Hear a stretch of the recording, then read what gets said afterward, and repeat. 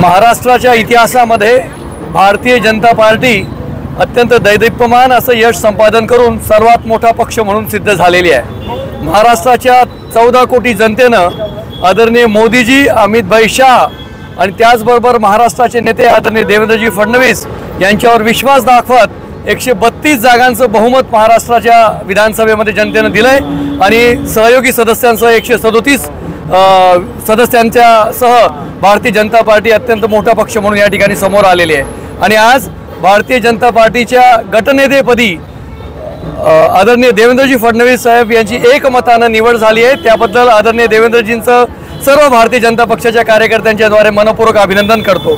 भारतीय जनता पक्षाच्या प्रत्येक कार्यकर्त्याच्या मनात आणि भारतीय जनता पक्षाच्या प्रत्येक कार्यकर्त्याच्या हृदयामध्ये आपलं स्थान निर्माण करणाऱ्या, महाराष्ट्राला अत्यंत नव्या उंचीवर नेणाऱ्या, दूरदर्शी प्रकल्पांचे जनक असलेल्या देवेंद्रजींच्या हातामध्ये पुन्हा महाराष्ट्राची कमान सोपवली जाणार हे प्रत्येक भारतीय जनता पार्टीच्या कार्यकर्त्यासाठी अत्यंत अभिमानास्पद अशी गोष्ट आहे। आणि गटनेतेपदी जी निवड झाली आणि गटनेतेपदाच्या निवडीच्या बैठकीचं लाईव्ह टेलिकास्ट करायची हिम्मत फक्त भारतीय जनता पक्ष दाखवू शकतो।